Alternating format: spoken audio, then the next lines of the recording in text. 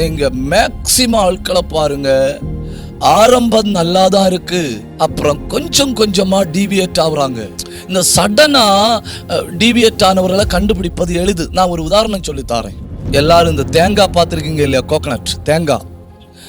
தேங்காய் அந்த தென்னை மரத்தில் இணைந்து இருக்கும். இப்போ அந்த தென்னை மரத்தோட தேங்காவுக்குள்ள கனெக்ஷன் கட்டாச்சுன்னு வைங்க. தென்னை மரத்துக்கும் தேங்காவுக்குள்ள கனெக்ஷன் கட்டாச்சுன்னா அது நிறைய பேருக்கு தெரியும். ஏன்னா படார்னு ஒரு சவுண்டு கேட்ட உடனே புரிஞ்சுக்கிடணும், தென்னை மரத்துக்கும் தேங்காவுக்குள்ள தொடர்பு முறிந்தது, அதனால தேங்காய் கீழே வந்தது.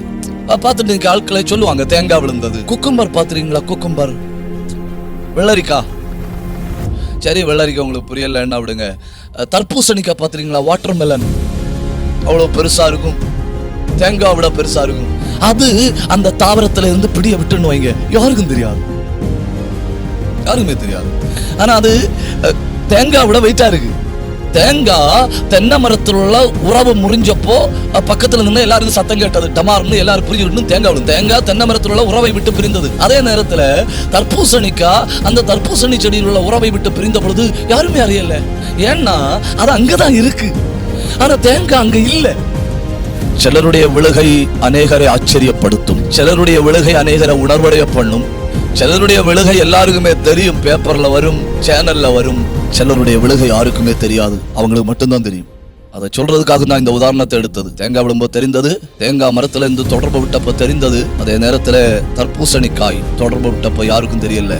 ஏன்னா அது அந்த அதே இடத்துல தான் இருந்தது. அது பிறந்தது அங்கதான், உருவானது அங்கதான், வளர்ந்தது அங்கதான், பெருசானது அங்கதான், உறவு முறிஞ்ச பொழுதும் அங்கதான் இருக்கு. பொசிஷன் மாறல்ல, நிலைமை மாறல்ல, தூர இருந்து பார்க்கிறவங்களுக்கு தெரியவும் செய்யாது. கனியற்றவர்களை பின்பற்றக்கூடாது. எபேசியர் 5:11 அவர்களை பின்பற்றுவது நம்ம அவர்கள் நடக்கைக்கு உடன்படுவதாகிவிடும். அவர்கள் செய்கிற கிரியைக்கு நம்ம எஸ் போடுற மாதிரி ஆகிவிடும்.